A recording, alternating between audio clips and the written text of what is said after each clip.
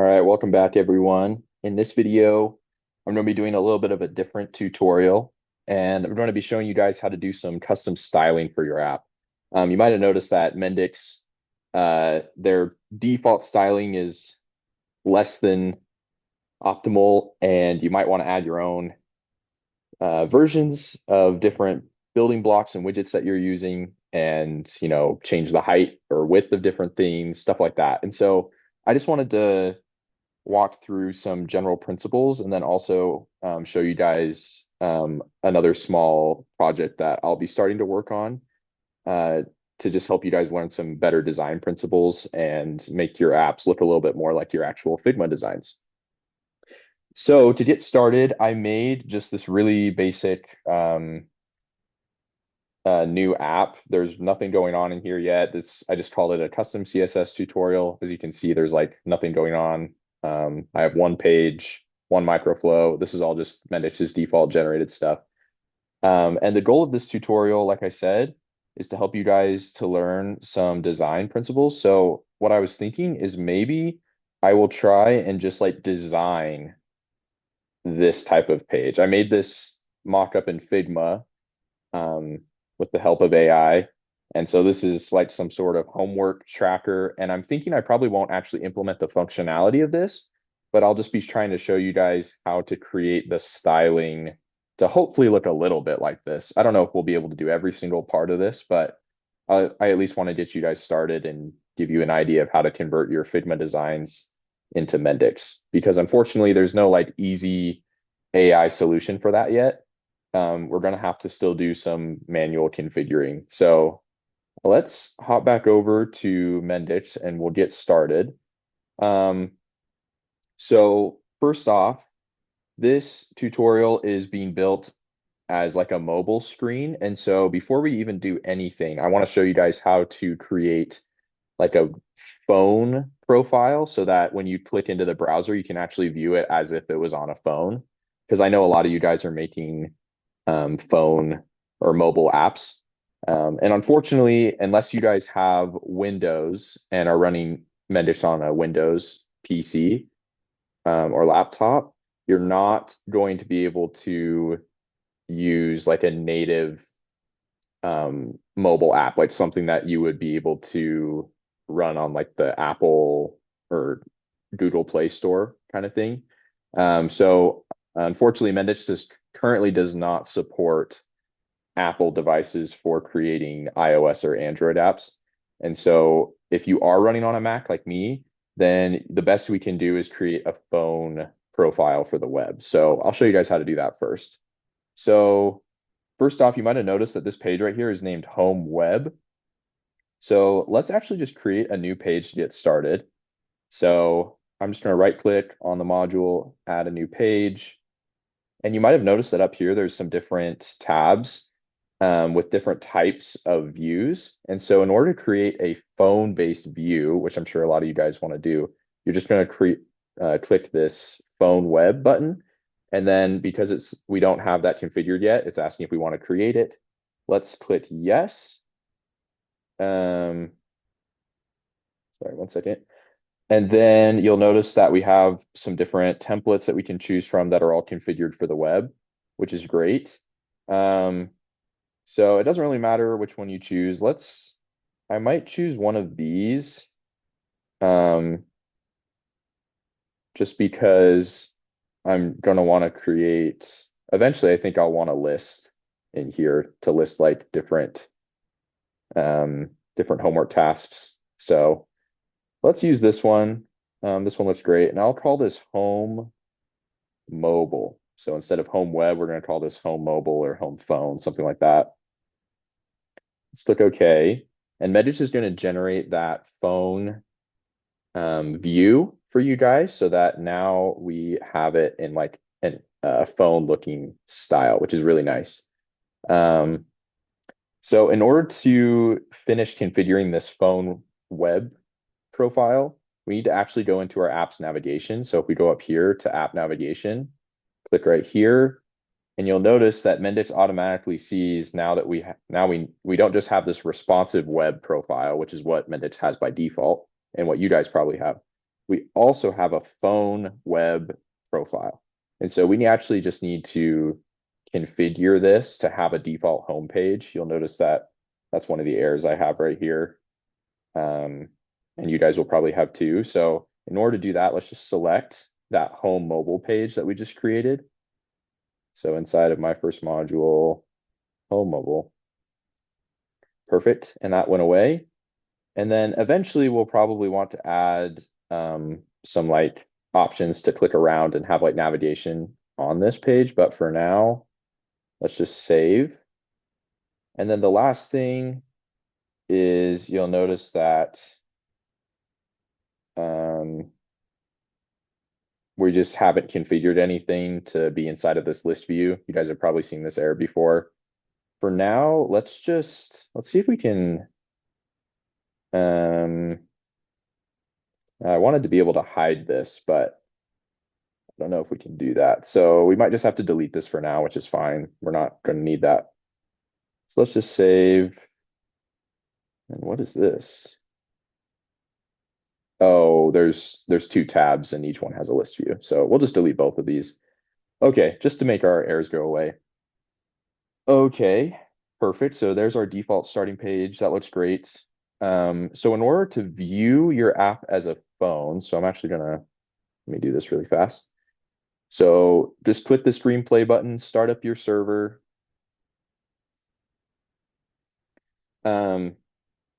Once this loads, I'll actually show you guys how you can view your app as a phone view in the browser once you have this phone web profile configured like we just did, which is actually really nice. So right here where it says view app, instead of clicking right here, click this little drop down and click phone web.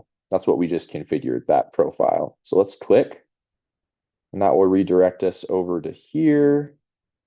And here we go. There we can see our app in a phone view. And so keep in mind, this isn't actually a real simulator. This is just like helping you see what your app would look like if it was running on a phone. You'll notice that right now there's just two blank pages and a little navigation bar here at the bottom. So this is great. We can now view our app in a phone view. Okay, now, so hopping back over to Mendix, that was the easy part, but how do we even go about styling our app, making it look like this? Because this is a long ways away from what this looks like, right? Styling's pretty different. Well, we're just going to tackle this incrementally. There's a lot of concepts that I would like to cover, and we might end up splitting this into multiple videos. We'll see. But you guys can kind of take this as far as you would like to, because there's a lot of configuration that you can do, but I understand if you guys just want like to keep most of Mendix's basic functionality and then only change a few things. So I hope to cater to like both groups, like the people who want to completely restyle their apps, and then also the people who are just fine with, just maybe changing some colors, but keeping the rest of Mendix's designs as is. So first off, I want to hop back over to Mendix and show you guys in general where you can go for just basic styling configuration. So there's two places. The first one is actually inside of each one of your individual pages and components. So if we just click into let's go to our mobile page. Here we go. So the first place is actually inside of any button or anything that you click into is going to have a properties panel over here. And almost any of these properties panels are going to have a place where you can actually go in and configure styling for something. So I'll give you guys an idea. Let's add a button right here.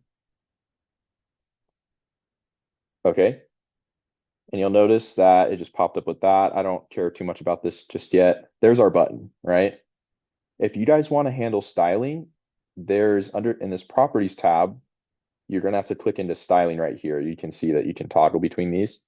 If you go to this styling tab, you'll notice that there's this right here, and then all these different configuration options. And Mendix provides a lot of stuff just right out of the box. that you don't need to know any CSS to be able to do. Like if you wanted to, you could add spacing by clicking around in this margin area. Or if you wanted to add spacing within this inner part of the button, you could also do that. You'll notice now like there's a little bit more spacing there.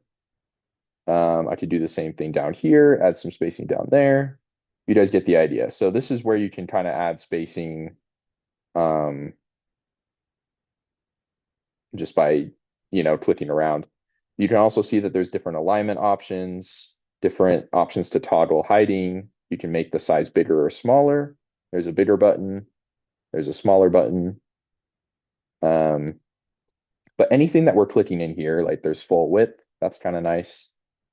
You'll notice that anything that we're clicking in here is actually generating a class. So what is a class? Let's back up really fast.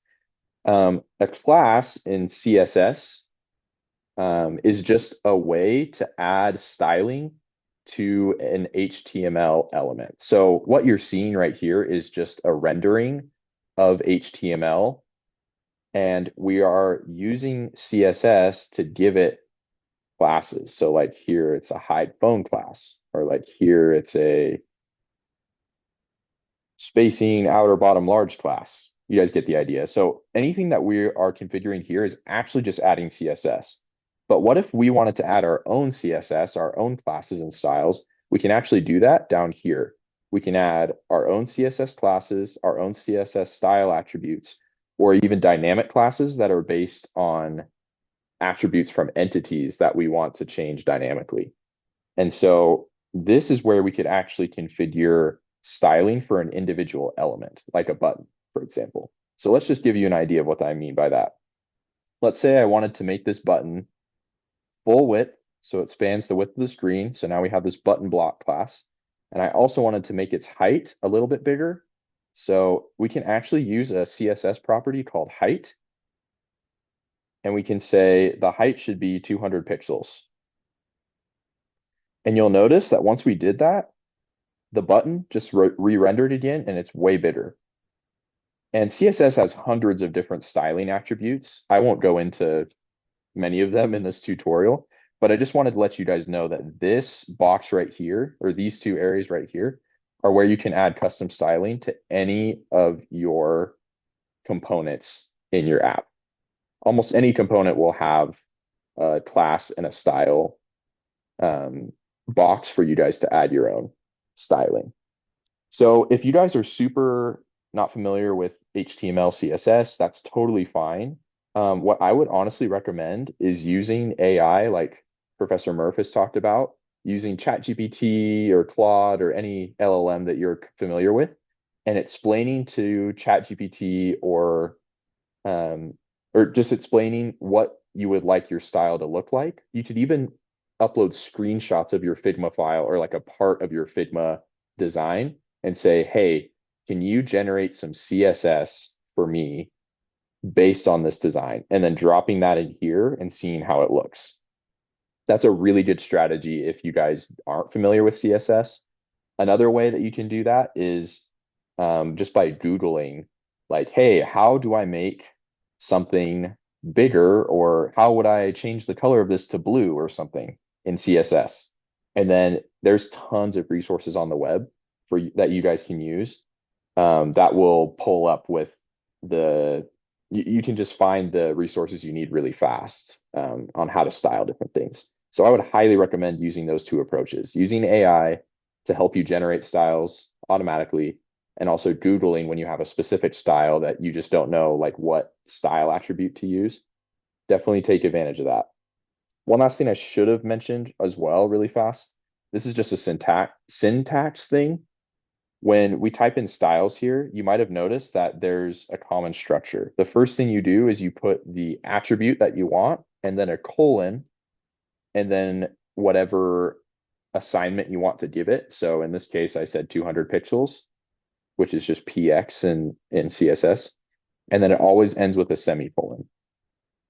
And this is the syntax that you must follow for adding CSS styles to any of your attributes. So hopefully that's helpful. Okay. So that was the first thing I wanted to show you guys is just where to add styling in this way.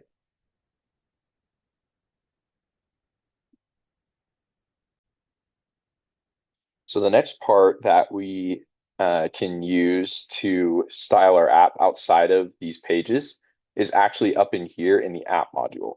So you might have noticed that there's this styling drop down that we can click into. So let's actually take a look at that. And this is where I can show you guys how to add um, different colors and fonts and all that stuff. So let's click into here. You'll notice that there's different folders. We're inside of web. Native is where you would go if you were styling a like native iOS or Android app. But since we're using a web format, then we'll hop into here. And you'll notice that inside this web folder, there's all these different SCSS files. This is where you can actually manually add or take away different CSS styling things. And so I just wanted to give you guys a really brief overview of how to use these and add some more custom styling to your app. So let's first click into custom variables. Okay, so you'll notice that this file is huge and it has tons of different stuff in it. And there's like this basic, advanced, there's like so much going on in here. For the purposes of this tutorial, you really only need to worry about the stuff in like basic and maybe a couple of things in advanced if you really want to. But this right here is all of the colors that Mendix is using in your app, like the grays and then your brand default color, primary, success. And you can kind of see like where these colors are coming in if you've already been working with Mendix components for a while. Like this is the Mendix blue, and this is where you can specify like the default font size, and there's all sorts of different stuff in here. So um, just to keep it really simple, I was thinking maybe in this video, we'll just change a couple things. And then in the next video, I'm going to walk you guys through how to do a lot more advanced styling. Like if you want to like completely overhaul your app to get rid of all the Mendix default styling configurations. So this is just assuming like if you're okay with how this app looks by default and you just want to change the colors and the fonts, that's great. So let's take a look at how to do that. Let's first hop back over to our Figma and let's actually see if we can first change the font of our app. So if we click into our Figma design, let's see if we can figure out which font this is. Let's see. Poppins is the font that this is using. So let's see if we can add Poppins as our default font inside of our Mendix project, because currently I'm not sure what font it is. So in order to change our font, right under advanced, there's this section called typography. This is where we can actually configure the default font for our project. So in order to do that, Google actually has a really nice API or like thing that you can use to change the fonts. And let's actually just use that. And so we're actually going to hop over to a website called Google Fonts. So let's hop over to our browser. I'm just going to look up Google Fonts. And this is a website where you can browse all sorts of different fonts. You can see there's all sorts of different languages. And I mean, there's like thousands of fonts on here. But we're just looking for Poppins. So let's see if I can find that. Here it is. This looks good. And so in order to get this font, we just click here. And then let's click this Get Embed Code. And there should just be a way for us. Yeah, I don't. You see all this? This is all CSS. We don't need all that. We just need this URL right here. This is where we're using Google's API to access this Poppins font, and Google will then download it for us in our own data or in our own Mendix project. So I'm just going to copy that. Copy. Let's go back over to here and let's actually just replace this with the URL that we just copied. And then let's also change it here. So Poppins. And I believe that is all we need to do to change the font of our project. So now if we hop back over, yeah, you'll notice this is Poppins font, all of these, which is awesome. Now our font is changed in our entire project. That's pretty cool. Next, let's change a couple of our colors. So in order to do that, I'm going to close out of that. Let's go back to Figma. Um, Actually, the colors for this project are pretty similar, but it might be a slightly different shade of blue. So let's just grab that color of blue. So I'm going to do that from Figma. And then hopping over to our custom variables, let's go back up to the top and let's change our brand primary color. This is the color that a lot of buttons and other things are, to be this color of blue that we just selected. So there we go. It almost looks the exact same, but whatever. That's fine. And let's see. What else do we want to grab from here? Um, I don't know if there's too much else. You guys kind of get the idea, though. You can kind of pull the colors that you'd like into your project. Maybe one other color I'll pull in. This seems to be like the like a secondary color, maybe this orange. So let's see if we can add, maybe we can just replace this here. Um, and just a note, just make sure that when you are using these colors, these are all hex codes, which means that they need a pound sign in front. So just make sure that you add that pound sign in front of your hex codes. Otherwise, it won't work. Um, okay, cool. So that gives you guys just a really rough idea of how you can change your colors, change your font. Um, and in the next video, I'll actually be walking through how you guys can add a little bit more CSS. Well, let's actually do one more thing just to show you guys like how to use classes. Um, so inside of here, you'll notice that we have a few different other files. And this main CSS file is the file that Mendix is using to add all the different stylings that we are creating into our project. And so if we wanted to add maybe like some custom, like making this nav bar look a little bit more like our Figma design, we could actually accomplish that by creating our own custom CSS classes and then adding them to this nav bar so that it overrides Mendix's default. So let me show you what I mean by that. Let's actually hop over to our web folder and let's add a new SCSS file and let's call it navbar.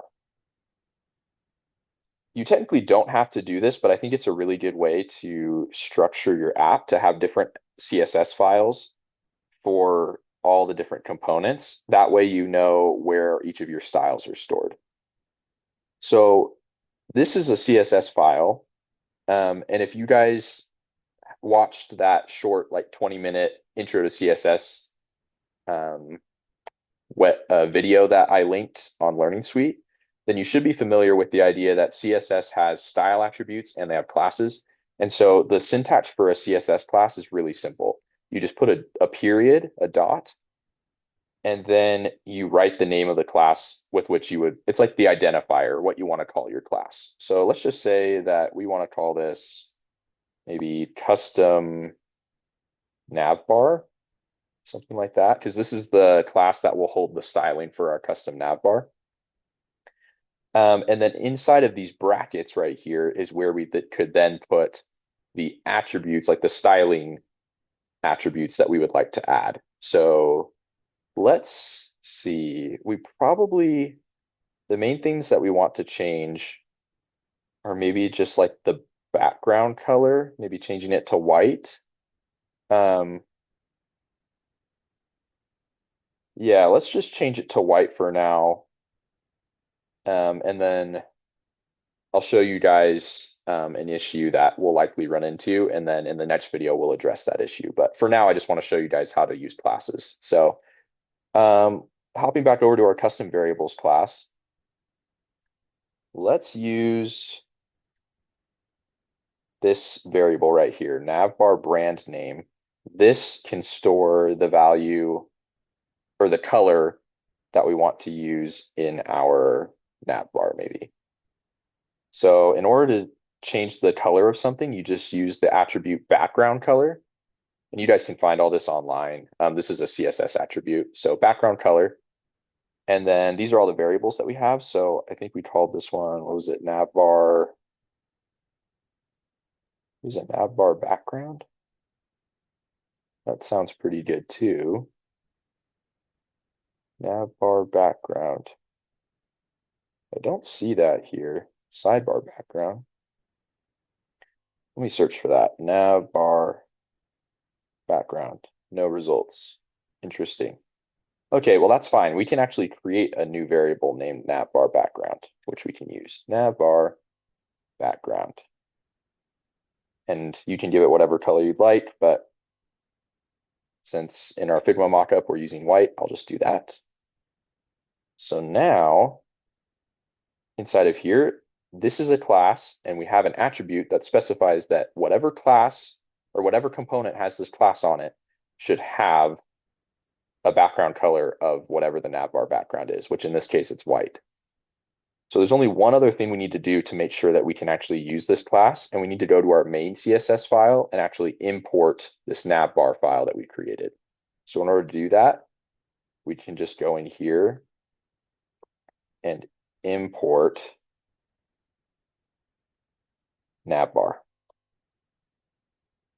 Now, if we save that, now our main CSS file has access to this navbar CSS file that we created, which means that we can now use this custom navbar class in our project.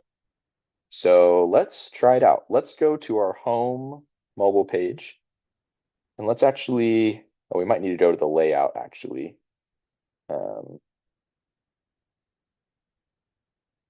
Let's see.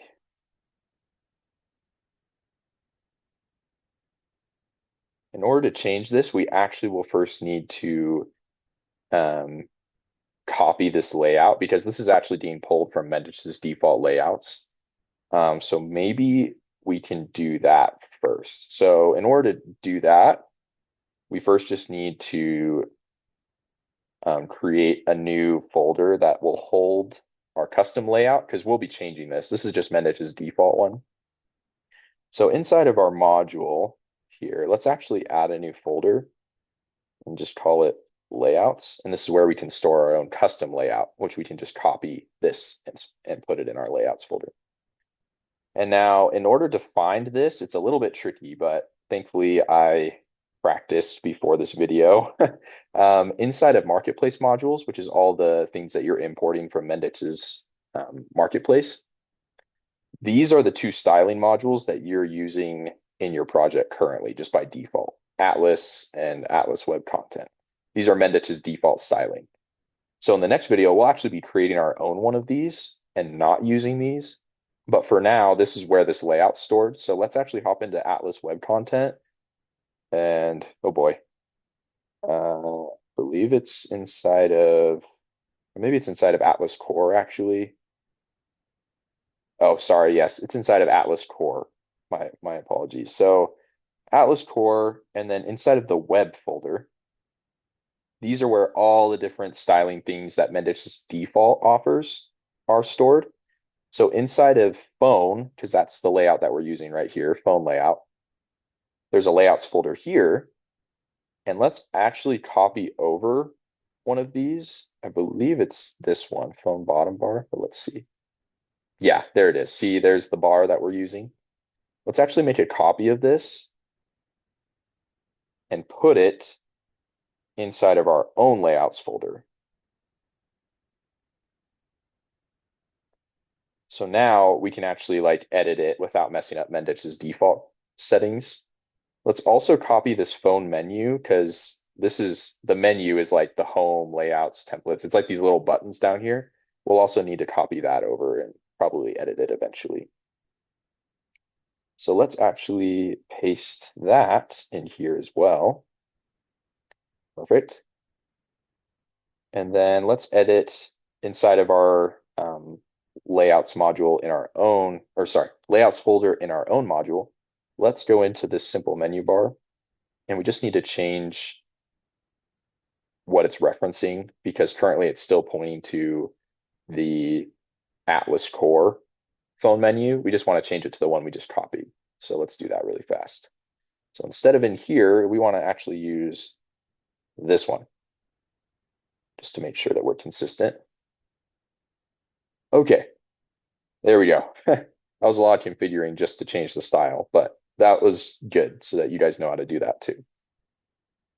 Okay, now we can actually change the styling of our layout right here. So first thing we need to do is change this, because this is still the Atlas core layout. Let's change it to the layout we just copied. So let's double click that. And instead of the phone bottom bar Atlas core, we want the phone bottom bar from my first module, which is what we just created. Now we'll click OK. And you'll notice it looks the exact same, but now when we change the styling here, it'll update. So let's do that. Let's hop over to our layout. This is inside of our, this is what we want. Yep, phone bottom bar inside of my first module. This is good. Let's click into the simple menu bar, and let's actually add a class, which is the class that we created back in our navbar CSS file. And we can add it here, and then the styling will be applied. This should turn white. And so we won't be able to see the buttons, but that's okay. So just to revisit this, we added this class in our navbar CSS, and now we are just going to copy that class right here. So we called it custom navbar. And now if we save, whoa, look at that. The styling just changed in our navbar. So that's just a good example of how we can use classes to group similar styles and create a more customized look to our app.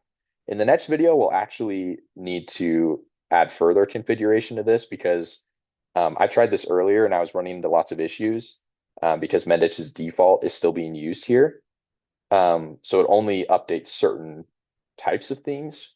So in the next video, I'll actually show you guys how to create your own design template that you can then reuse in all over your app. And so it'll essentially replace the styling inside of Atlas Core, Atlas Web Content. It will act as like a whole nother module that Mendix will reference for designing. So that's what we'll be covering in the next video.